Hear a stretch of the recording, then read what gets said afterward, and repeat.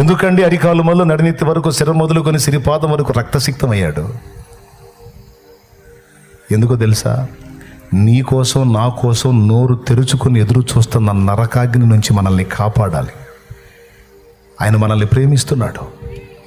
ఆయన రక్తం చిందించకపోతే, మన పాపాలు కడిగేసుకునే దారి ఆయన ఇవ్వకపోతే, మన పాపాలు ఆయన నెత్తినెత్తుకొని ఆయన మొయ్యకపోతే మనలో ఒక్కడు కూడా నరకం తప్పించుకోడు. ఆ నరకం నుంచి నిన్ను నన్ను కాపాడటానికి తన ప్రాణాన్ని పణంగా పెట్టాడు నా యేసయ్య. హల్లెలూయా, హల్లెలూయా.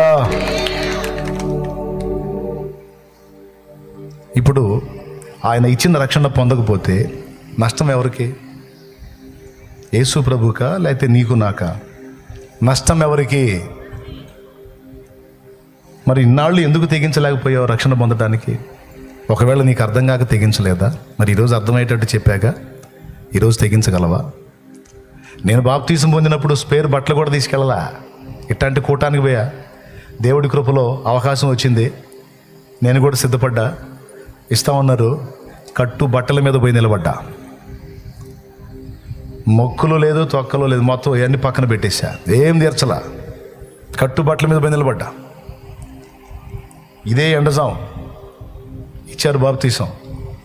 పోయింది నా దరిద్రం, పాపిష్టి బతుకంతా. వాడు ఏం చేశాడు? ఆ పాత జీవితపు ఆ కర్ర, ఆ జోలే, ఆ సంచి, ఆ చిప్ప, ముష్టి మొత్తం ఇసురవతల పడేసి క్రొత్త జీవితం అనుభవంలోనికి యేసయ్య దగ్గరికి వచ్చాడు కదా. యేసయ్య దగ్గరికి వచ్చినప్పుడు అవన్నీ విసర్జించాడు కదా. విసర్జించి వచ్చి యేసు ప్రభుకు తను అప్పగించుకుని నిలబడ్డాడు కదా. అప్పుడు యేసయ్య ఏం చేశాడు తెలుసా? నేను నీకేం చేయగోరుతున్నావు? ప్రభువా, నేను చూపు పొందగోరుతున్నా, నీవు కోరినట్లే నీకు అగును కాకపో అన్నాడు. పుట్టింది మొదలుకొని గుడ్డివాడైన మనుషుడి కళ్ళు వెలిగించబడ్డాయి. 2 కళ్ళు చూపు పొంది వెలిగించబడ్డవాడై, స్వస్థత పొందినవాడై అనేక మందికి వెలుగుగా మారాడు ఆయన.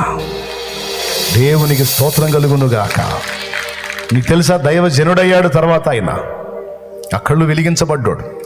ఈరోజు మీ అందరికీ చెప్తున్నాను, రక్షణ పొందిన వాళ్ళు దేవుని కోసం ఒక ప్రతిష్ట కలిగిన జీవితం జీవించాలనుకుంటే నీ వల్ల సమాజం దీవించబడిద్ది, నీ కుటుంబం ఆశీర్వదించబడిద్ది, నీ కుటుంబంలో శాపం తొలగిపోయిద్ది. రక్షణ పొందిన వాళ్ళకి చేయాల్సినటువంటి తీర్మానం చెప్తున్నాను. ఇంకా రక్షణ పొందలేదన్నా, నేను పాపిగానే ఉన్నానన్నా, నరక కూపంలోనే ఉన్నానన్నా అంటావా? ఈరోజు నీ కోసమే నన్ను పంపాడు. మారు మనసు పొంది నేను బాప్తిస్మం పొందడానికి సిద్ధమన్నా అన్నవాళ్ళు ఎవరైనా ఉంటే లేచి నిలబడండి. ఇదే టైం.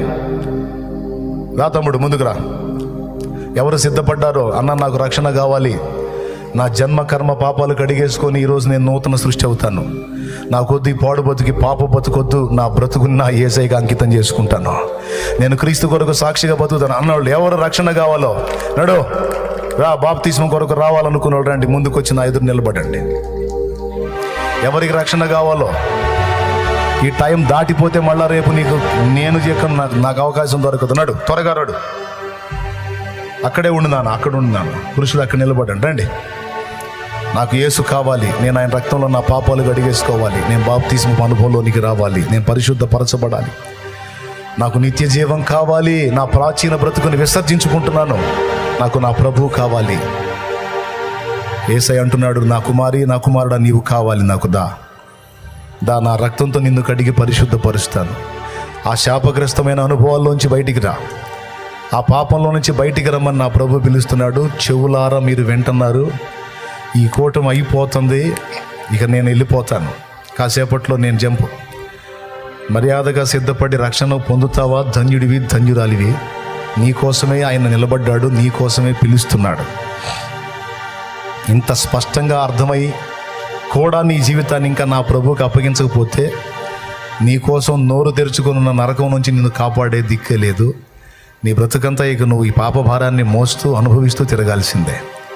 నాకొద్దు, నాకు రక్షణ కావాలంటావా? పరిగెత్తు. ఇదిగో ముందుకు వచ్చిన ఈ బిడ్డలు బట్టి చప్పట్లు బట్టి దేవుని మహిమపరుద్దామా? నేను వెళ్ళిన దగ్గరల్లా పిలుస్తా, ఎందుకంటే దేవుడు సిద్ధపరుస్తాడు ఆత్మల్ని. ఖచ్చితంగా పిలుస్తా, ఎందుకంటే పిలవకపోతే నా తప్పు. అడుగుతాడు, ఎరా చెప్పావా, రక్షణ కొరకు పిలిచావా, బాప్తీసం పొందమని బోధించావా, హెచ్చరిక చేశావా అని అడుగుతాడు. నేనేం చెప్పాలి? ఇప్పుడు నా తప్పులే చెప్పాను ప్రభువా, చెవులారా విన్నారు, అనుభవాలు చెప్పాను, నా జీవితాన్ని సాక్ష్యంగా చూపించాను అని చెబుతాను. ఇంకప్పుడు నన్ను లెక్క అడగడు, పొందని వాళ్ళని అడుగుతాడు లెక్క. నిన్ను వెండి అడిగానా, బంగారం అడిగానా, డబ్బులు అడిగానా? నా యందు విశ్వాసం ఉంచి నమ్మి బాప్తిస్మం పొందు, రక్షింపబడతావు అని చెప్పా. పాపాలు కడిగేసుకో నా రక్తంలో అని చెప్పా. ఇంత మంచి మాట చెప్తే నువ్వు ఎందుకు నిర్లక్ష్యం చేశావు? పో, నువ్వు నరకాన్ని కోరుకున్నావుగా, ఆడికే పో. నువ్వు నన్ను కోరుకోలేదుగా, నా మాట నమ్మలేదుగా, నన్ను విసర్జించావుగా, పో అంటాడు. అగ్ని ఆరని పురుగు చావని ఘోరమైన ప్రదేశానికి వెళ్ళాలి. మార్కు సువార్త 16వ అధ్యాయం 16వ వచనం త్వరగా చదవండి. మార్కు సువార్త 16:16 ఏముందో చూడు. నా మాట దేవుని మాట చూడు, విను, చెవులు రెక్కించుకొని విను. నమ్మి బాప్తిసం పొందినవాడు రక్షింపబడును, నమ్మని వానికి శిక్ష విధింపబడును. అది ప్రకటన గ్రంథం 20వ అధ్యాయం 15వ వచనం ఏం చెప్తుందో విను. ఎవని పేరైనను జీవగ్రంథమందు వ్రాయబడినట్టు కనబడని ఎడల, ఎవని పేరైనను జీవగ్రంథమందు వ్రాయబడినట్టు కనబడని ఎడల వాడు అగ్నిగుండములో పడవేయబడెను. అది దేవుని వాక్యం, అది అబద్ధం కాదు, పచ్చి నిజం. ఈ రోజు ఈ వయసు పొంగులు, యవ్వన పొంగులు, ఈ రంగులు, ఈ హంగులన్నీ ఎప్పుడు ఆవిరైపోతాయో తెలియదు, ఎప్పుడు మారిపోతాయో తెలియదు. నీ కాడికి హంగులు పొంగులతో విర్రవీగినోళ్ళు ఇప్పుడు బొందలగడ్డలో బొబ్బున్నారు. నీ బతుకెప్పుడో తెలియదు, నా బతుకెప్పుడో తెలియదు. దీపం ఉన్నప్పుడే ఇల్లు చక్కబెట్టుకున్న వాళ్ళు ధన్యులు. నేడు అను సమయం ఉండగానే మారు మనసు పొంది బాప్తిస్మం పొందిన వారు ధన్యులు. వారు నిత్య నరకాగ్ని నుంచి కాపాడబడతారు. నా ధర్మం నేను చెప్పా. ఇదిగో అనేక మంది రక్షణకు తీర్మానం చేసుకొని ముందుకు వచ్చారు. వీరిని బట్టి చప్పట్లు కొట్టి నా దేవుడిని మహిమపరుద్దామా? గట్టిగా కొడదామా?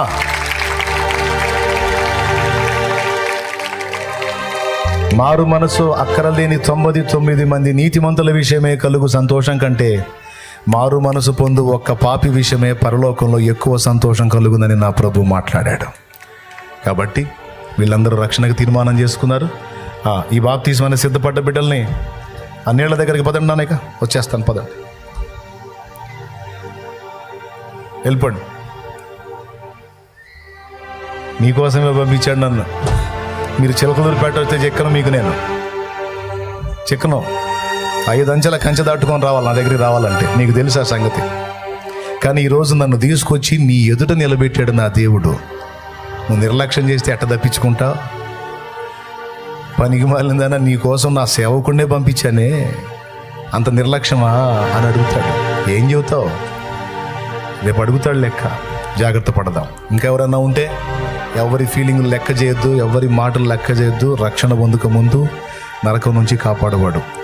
అందరికీ చెబుతున్నాయి. లైవ్లో వీక్షించే వాళ్ళు ఎవరైనా ఉంటే, లైవ్ ఉందిరా, ఇంకా ఎవరైనా మారు మనసు పొందకపోతే మారు మనసు పొందండి, రక్షణ పొందకపోతే రక్షణ పొందండి. రక్షణ పొంది అటు ఇటుగా ఉంటే ప్రతిష్ఠితులు కండి, దేవుని కొరకు నిలబడండి, త్యాగం చేయడానికి సిద్ధపడండి, పవిత్రతను కాపాడుకోవడానికి సిద్ధపడండి.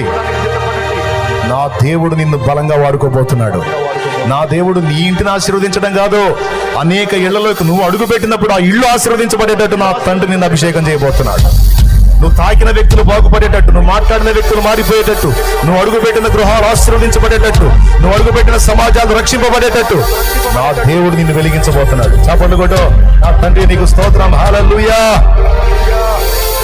సిద్ధపడు.